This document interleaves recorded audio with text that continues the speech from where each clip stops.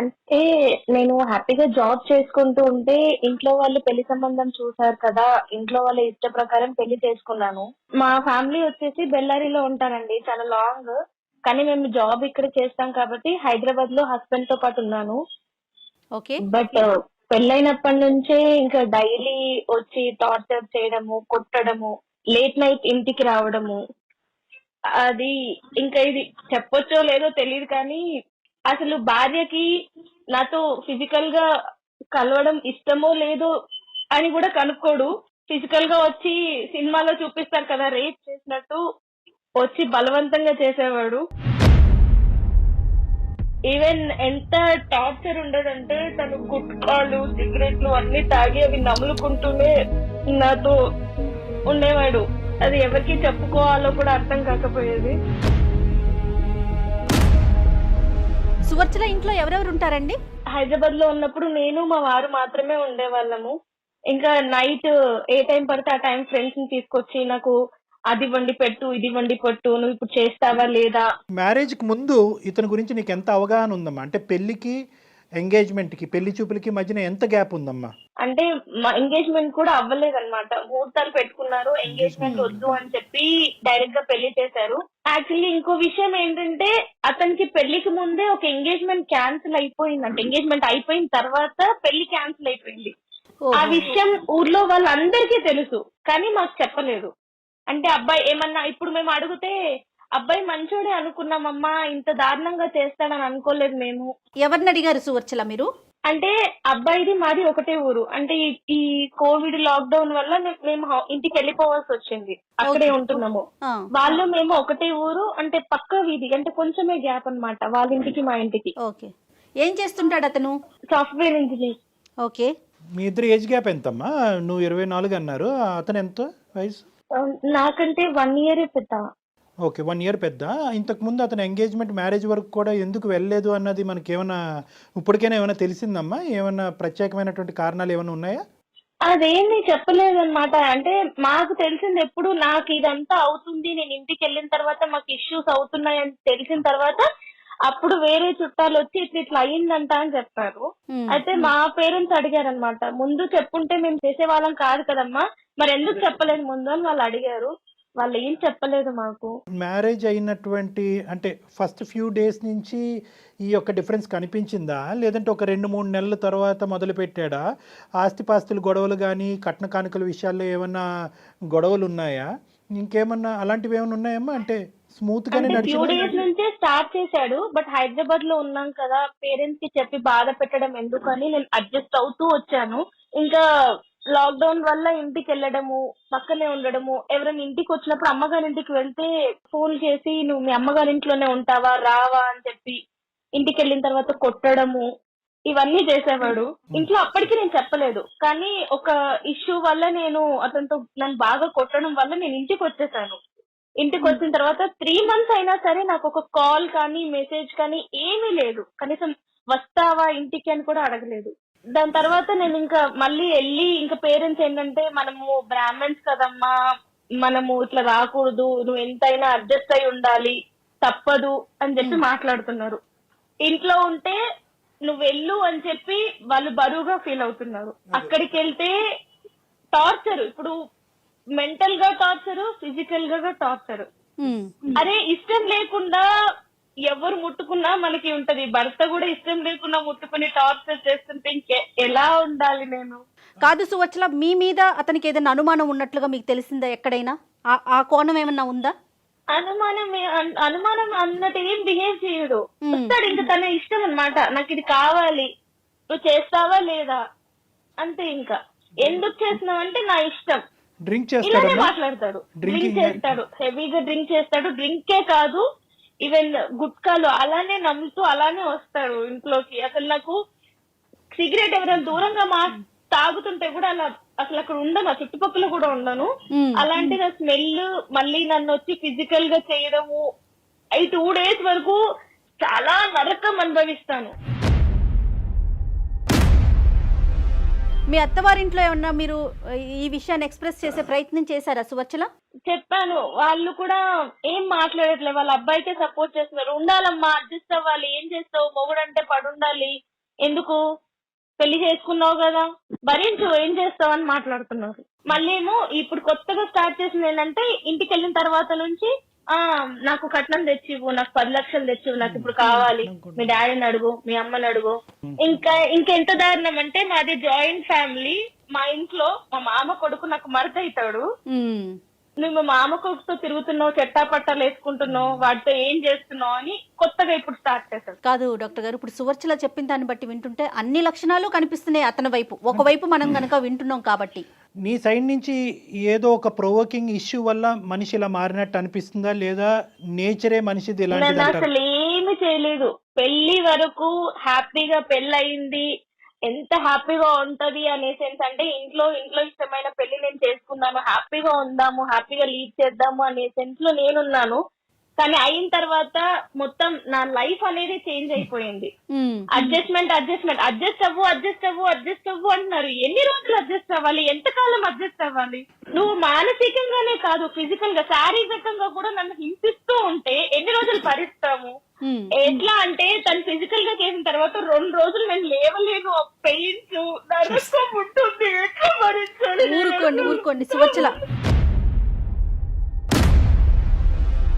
ఇంట్లో కూడా అర్థం చేసుకోవట్లేదు, ఎవరికి చెప్పాలి? చచ్చిపోవాలని ఉంది నాకు. కానీ మీ ప్రోగ్రామ్ చూసి ఒక్కసారి మిమ్మల్ని అడుగుదాము, ఏం చెప్తారు అని చెప్పి ఫోన్ చేశాను. చచ్చిపోవటం, ఆత్మహత్య అనేటటువంటిది సొల్యూషన్ కాదు. నువ్వు చాలా చిన్న అమ్మాయివి. నీ జీవితాన్ని నువ్వు ఏ విధంగా సరిదిద్దుకోగలవు అనేటటువంటిది, లేదంటే ఏ దారిలో వెళ్తే కనుక నీకు సరైనటువంటి సొల్యూషన్ అందుబాటు అవుతుందని అందమైన జీవితం ఖచ్చితంగా ఆ మార్గాన్ని చూపెట్టే ప్రయత్నం చేస్తుందమ్మా. కానీ ఇంకా ఏమన్నా ఉందమ్మా అంటే, సర్దుకుపోయి దిద్దుకుని ముందుకెళ్ళిపో అని చెప్పేటటువంటి వాళ్ళకు కాకుండా నీ మనసు, లేదంటే అంటే మీ పేరెంట్స్కి ఆ మనసు లేదు అనేటటువంటి అభిప్రాయం నాకు లేదు, కానీ వాస్తవానికి నీ యొక్క సిచ్యువేషన్ ఎగ్జాక్ట్గా అర్థం చేసుకుని ఈ విధంగా ఉండు అని సపోర్ట్ చేసేటటువంటి స్నేహితులు కానీ. ఒక మాట చెప్పండి, నా తల్లిదండ్రుల ముందే నన్ను వాడు కొట్టిండు. అవునమ్మా, దారుణంగా కొట్టి తోసి పడేసిన వాడు, వాళ్ళు లేనప్పుడు నన్ను ఎలా చూసుకుంటాడు వాళ్ళకి తెలియదా? అయినా కానీ మన ఊరే అంటే మా పక్కనే కదా, ఊర్లో అందరికి తెలుసు కదా మీకు పెళ్ళయిందని చెప్పి, నువ్వు ఇంకా వాడితోటే ఉండాలి నువ్వు అని అంటే నేను ఎలా బతకాలి? నేను ఎలా ఉండాలి వాడితోటి? ఇటు తల్లిగారు ఆదరయ్యారు, అటు అత్తగారు ఆదరయ్యారు, నేను ఏమైపోవాలి? మీరేం చదువుకున్నారు సువర్చల? బీటెక్ చదివాను. జాబ్ చేయాలి అనే ఆలోచన ఏమైనా ఉందా? అంటే మీ ఇంట్లో జాబ్కు పంపించే ఆలోచన వాళ్ళకి, పేరెంట్స్ అసలు ఉందా? బిఫోర్ మ్యారేజ్, పెళ్లి ముందు వరకు చేశాను, పెళ్లి తర్వాత కూడా చేశాను. ఓకే. మధ్యలో ఇంకా ఈయనకి కష్టం అవుతుంది, నాకు ఎవరు వండి పెడతారు అని వాళ్ళ మదర్ కొంచెం చెప్పడం వల్ల జాబ్ మానేసి ఇంట్లోనే నేను ఉన్నాను.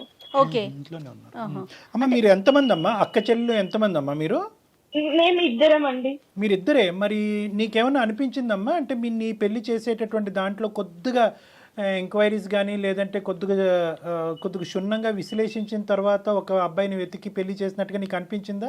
ఎందుకు ఇద్దరు అమ్మాయిలు ఉండేటటువంటి చోట ఎందుకు ఈ తొందరపాటు? అంటే ఇన్ని క్యారెక్టర్స్ ఒక మనిషి. నేను అడిగాను, వాళ్ళు అడిగారు, మేమంతా చూసి ఆరాధించి, మరి పెద్ద ఫ్యామిలీ కదా, అందరూ కనుక్కున్న అబ్బాయి మంచోడే, చుట్టుపక్కల వాళ్ళే అందరూ చెప్పారు. ఇప్పుడు ఎంత దారుణం అయిపోయిందంటే, అబ్బాయి గురించి తెలిసి కూడా వాళ్ళే ఇప్పుడు నన్ను అంటున్నారు. అంటే ఈ అబ్బాయి ఏం చేశారంటే, నేను ఇప్పుడు వేరే వాళ్ళని ఏమైనా పెళ్లి చేసుకుంటానేమో, తనకి డైవర్స్ ఇచ్చి అని చెప్పి ఊరంతా నా గురించి ఇది తిరిగిపోతుంది, మొగుడుతో సరిగ్గా ఉండదు, ఎంత గలీజ్ కొన్నైతే చెప్పుకోలేము, అంత గలీజ్ గా మా ఊరు మొత్తం ప్రచారం చేశారు. కానీ కళ్యాణ్ గారు ఇక్కడ చూడండి, వాళ్ళే వచ్చి నన్ను చెడుగా అంటున్నారు. ఓకే, వాళ్ళ పేరెంట్స్ తప్పిదం అనేది ఎంత స్పష్టంగా కనిపిస్తోంది. ఈ రోజుల్లో అబ్రాడ్ లో ఉండే వాళ్ళ ఫ్యామిలీలే పూర్తిగా ఎంక్వైరీలు చేసి ముందు వెనక ఆలోచించి పెళ్లిళ్ళు చేస్తున్నారు కదా. పక్క సందులో ఉన్న అబ్బాయి గురించి ఎంక్వైరీ చేసుకోకుండా ఆడపిల్లని ఇచ్చేస్తున్నారు. అంటే తల్లిదండ్రులు విశ్లేషణ చేయలేదా అనేటటువంటిది ఒక ఎత్తు. యూజువల్గా ఏంటంటే ఈ టైప్ ఆఫ్ పర్సనాలిటీస్ సమాజంలో 2 నుంచి 4% ఉన్నారమ్మా. 2 to 4% మంది ఉన్నారు. వీళ్ళు బయటకు దేవుళ్ళ కనిపిస్తూ ఉంటారు, ఇంట్లో దెయ్యంలాగా రాక్షసులాగా ప్రవర్తిస్తారు. ఎలా మారిపోతారు డాక్టర్ గారు? అంటే బయటికి కనిపించేదే సమాజం నమ్ముతుంది. ఇప్పుడు ఈ అబ్బాయిని బహుశా వచ్చేటటువంటి అన్ని సందర్భాల్లో, అన్ని సంబంధాల్లో ఈ అబ్బాయికి బయట నుంచి చూసేటటువంటి వాళ్ళందరూ 100కి 100 మార్కులు వేస్తారు. ఇక్కడ తెలుసుకోవాల్సినటువంటి ముఖ్యమైనటువంటి వ్యక్తులు ఇంకొక ఆడపిల్ల జీవితం పాడు చేయకూడదు అనే ఆలోచనతో ఉండవలసినటువంటి వ్యక్తులు ఎవరైనా ఉన్నారంటే అతని యొక్క తల్లిదండ్రులు. ఖచ్చితంగా ఖచ్చితంగా. అంటే యూజువల్గా ఎందుకు సైకోలు సైకోగా మారుతారు? ఎందుకు మారుతారు? ఎందుకంటే కనుక అతను బయటికి ఇచ్చేటటువంటి లుక్ అది ఇంటర్నల్గా ఉండేటటువంటి వ్యక్తిత్వం డిఫరెంట్గా ఉంటుంది. వీళ్ళని స్ప్లిట్ పర్సనాలిటీస్ అంటూ ఉంటారు. మంచి చూస్తే కూడా అలా ఉండడు, చాలా అమాయకంగా సన్నగా ఉంటాడు. ఎందుకంటే సింపుల్ గా చెప్పాలంటే సువర్చన కూడా నమ్మశక్యంగా కూడా చెప్తే కూడా అంత అట్లా ఉన్నాడా, ఆహా ఎవరు నమ్మలేని పరిస్థితి. అంటే అరే అసలు నిజం చెప్తుండే అబద్ధం చెప్తున్నా, మరి పర్సనాలిటీకి బిహేవియర్ కి సంబంధం ఏముంది? కానీ ఒక్క విషయం చాలా స్పష్టంగా అర్థమవుతుందండి. అంటే నేను సువర్చల వైపు మాట్లాడుతున్నానని అనుకోవద్దు డాక్టర్ గారు. 4 గోడల మధ్య జరిగిన ఒక విషయాన్ని ఒక ఆడపిల్ల బహిరంగంగా ఇలా ఫోన్లో చెప్తోందంటే తను ఎంత మానసిక క్షోభ అనుభవిస్తోందో అర్థమవుతోంది కదా మనకి. అందులో డౌటే లేదమ్మా. అంటే సువర్చల ఇప్పుడు ఉండేటటువంటి డిప్రెషన్ అనొచ్చు, లేదంటే ఎందుకు ఇలా బ్రతుకుండాలి. ఎందుకంటే తన సిచ్యువేషన్ ఏంటంటే చాలా మంది ఆడపిల్లలు ఈ పొజిషన్లో ఉన్నప్పుడు తల్లిదండ్రులు ముందుకు వస్తారు. అమ్మ నీకు నచ్చకపోతే కనుక అల్లారు ముద్దుగా నిన్ను పెంచుకున్నావమ్మా, పెళ్ళే ముఖ్యం కాదు, ఇలాంటి అయిపోయింది. ఇప్పుడు ఇక్కడ ఉండేటటువంటిది ఏంటంటే పెళ్లి ఘనంగా చేసాం, నువ్వు బయటకు వెళ్తే కనుక పరువు పొద్దని చెప్పి పరువుకి ఇంపార్టెన్స్ ఇచ్చేటటువంటి కుటుంబంలో నుంచి వచ్చినప్పుడు ఎంత కాదనుకున్నా కూడా చాలా కుటుంబాల్లో మొదట వాడేటటువంటి పదం ఏదన్నా ఉంది అంటే కనుక అడ్జస్ట్ అవ్వాలి. అడుగుతాను, చెప్పండి సువర్చల. ఇంక నువ్వు అడ్జస్ట్ అయ్యి అక్కడే పడుండాలా? ఎంత నరకమైనా సరే ఇంకా పడుండాలా? అక్కడే చచ్చిపోవాలా? బయటికి రాకూడదా? అంటే మాకంటూ ఒక లైఫ్ ఉండకూడదా? హ్యాపీగా బతకూడదా మేము? ఏ కుటుంబంలో అయినా కూడా తల్లిదండ్రులు ప్రధానంగా ఒక పెళ్లి జరిపిన తర్వాత కూతురు వచ్చి నేను ఎంత టార్చర్ అనుభవిస్తున్నాను అనేటటువంటి మాట చెప్పినా కూడా తల్లిదండ్రులు ప్రధానంగా మొదట్లో ఏమంటారంటే అమ్మా సర్దుకుపోవమ్మా, ఏమైనా తప్పులుంటే దిద్దుకుపోవమ్మా, కాలం అనేటటువంటిదే ఒక వైద్య పరికరంగా పనిచేసి అతనిలో ఒక మార్పును తీసుకొస్తుందమ్మా, లేదంటే పిల్లలు పుట్టిన తర్వాత ఒక మెచ్యూరిటీ వస్తుందమ్మా, లేదంటే ఉద్యోగం మారితే కనుక ఇలా ఏదో చెప్తూ ఉంటారమ్మా. దాన్ని మనం తప్పుపట్టవలసినటువంటి అవసరం లేదు. మీరు ఒక నెగటివ్ రోల్లో తీసుకోకండి. ఇలాంటి విషయాన్ని కనుక మీకు చెప్తున్నారంటే ఇది సనాతనంగా మనకు వస్తున్న ఆచార సాంప్రదాయాలు. తర్వాత ఇప్పటి వరకు మీరు చెప్పింది ఒక ఎత్తు, ఇది నాణ్యానికి ఒకవైపే, ఇంకొక వైపు ఒక స్టెప్ వేసి ఆలోచించండి. నేను వాళ్ళకి చెప్పాలి అనుకుంటే ఎప్పుడూ చెప్పేదాన్ని హైదరాబాద్ లో ఉన్నప్పుడే. అది కూడా వాళ్ళకి నేను చెప్పకుండానే మా హస్బెండ్ ద్వారానే, ఎవరైతే ఇప్పుడు నన్ను ఇంత టార్చర్ చేస్తున్నారో తన ద్వారానే మా ఇంట్లోనే తెలిసింది వాళ్ళకి. అంటే నన్ను అంత టార్చర్ చేసిన విషయం వాళ్ళు కళ్ళారా చూసిన తర్వాత కూడా ఎట్లా ఉండమని చెప్తారు. చూసారు, అప్పుడు అడిగారు నన్ను, ఏంటి ఇప్పుడు ఒక్కసారి ఉందా, ఎప్పటి నుంచి ఉండంటే నేను మీకు చెప్పలేదు అని కూడా చెప్పాను. ఇలాంటి సైకో వ్యక్తులను అసలు మార్చుకోలేమా డాక్టర్ గారు? మార్పు తీసుకురాలేమా మనం? సైకోలు అసలు ఎందుకు పుడతారు, ఎందుకు ఇలా వ్యవహరిస్తారు అంటే కనుక ఖచ్చితంగా చాలా వరకు ఈ 2 నుంచి 4% పాటు ఉండేటటువంటి వ్యక్తులకి ప్రధానమైనటువంటి కొన్ని లక్షణాలు ఉంటాయి. ఒకటి ఏంటంటే వీళ్ళకి తాగుడు అనేది ఒకటి ఉంటుంది. సో ఆ తాగుడు ఏంటంటే వాళ్ళలో ఉండేటటువంటి విచక్షణ అనేది పోతుంది. ఆల్రెడీ వాళ్ళకి సైకోయిజం అంటే కనుక విచక్షణ అనేటటువంటి తక్కువ స్థాయిలో ఉంటుంది కాబట్టి డ్రింక్ చేస్తే ఇంకా అది పూర్తిగా పోతుంది. 2 చెడు వ్యసనాలు, చెడు స్నేహాలు, చెడు ఆలోచన శైలి, ఈ 3 కంటెంట్ ఉంటాయి. ఈ 3 కంటెంట్ చాలా వరకు ఏంటంటే పెరిగిన వాతావరణం, పెంపకం అని అంటూ ఉంటారు. ఎందుకు నేను ఇక్కడ పెంపకం అనే మాట అంటున్నానంటే కనుక ఇప్పుడు సువర్చల చెప్పినటువంటి ఈ గుణాలన్నీ కూడా, ఈ లక్షణాలన్నీ కూడా బహుశా తల్లిదండ్రులు చూడలేదంటారా? వాళ్ళ అబ్బాయిలు ఇన్ని సంవత్సరాలు చూడలేదంటారా? ఖచ్చితంగా చూసుంటారు. కానీ మన సంప్రదాయంలోని లేదంటే మన యొక్క దాంట్లో ఏంటంటే అబ్బాయికి కానీ లేదంటే కొన్ని సందర్భాల్లో అమ్మాయికి కానీ ఒక చెడు వ్యసనం కానీ, చెడు అలవాట్లు కానీ, చెడు పద్ధతులు కానీ, మానసిక పరిస్థితులు కానీ ఇలాంటివి ఉంటే కనుక పెళ్లి చేస్తే కనుక సెట్ అయిపోతారు అనేటటువంటిది ఒకటి ఉందమ్మా. అది ఇంకొకళ్ళ నెత్తి మీద రుద్దటమే కదా డాక్టర్ గారు? అంతే. ఎంత అన్యాయం కదా ఇది. అర్ధరాత్రి పూట వచ్చి ఫ్రెండ్స్ తీసుకొచ్చి చికెన్ వండు అంటాడు. చికెన్ ఉండదు ఇంట్లో, చికెన్ వండు అంటాడు. వాళ్ళ ఫ్రెండ్స్ ముందే నాతో గలీజ్ గా బిహేవ్ చేస్తారు. ఇప్పుడు ఫ్రెండ్స్ ముందే ఒక హస్బెండ్ వాళ్ళ వైఫ్ తో ఇట్లా బిహేవ్ చేస్తుంటే వాళ్ళు నాతో ఎట్లా బిహేవ్ చేస్తారనే ఫ్రెండ్స్ ఒక్కసారి కూడా ఆలోచించలేదు. అంటే వాళ్ళు ఎలా చూస్తారు అన్నప్పుడు. ఇప్పుడు ఒక శాడిజము, సైకోయిజము, టార్చరిజం అనేటటువంటి పదాలకు సంబంధించినటువంటి అన్ని బాక్సులు మా చేత టిక్ పెట్టించామమ్మా. ఈ రోజు ఏదో ఒక యాంగిల్ అంటే కనుక ఈ ప్రయత్నం చేద్దాం, ఆ కౌన్సిలింగ్ చేద్దాం, మనిషిని మారుద్దాం, మనిషిని మా దగ్గర తీసుకురండి, లేదంటే నువ్వు ఇలా వ్యవహరించమ్మా అని చెప్పచ్చు. కానీ ఈరోజు నువ్వు ఉండేటటువంటి దుస్థితి ఎలా ఉందంటే ఇమోషనల్ అబ్యూస్ ఉంది, మానసికంగా చంపేస్తున్నాడు. ఈ అమ్మాయి కరెక్ట్ కాదని చెప్పి ప్రచారం చేస్తున్నాడు, ఈ అమ్మాయి క్యారెక్టర్ కరెక్ట్ కాదని ప్రచారం, మానసికంగా హింసిస్తున్నాడు.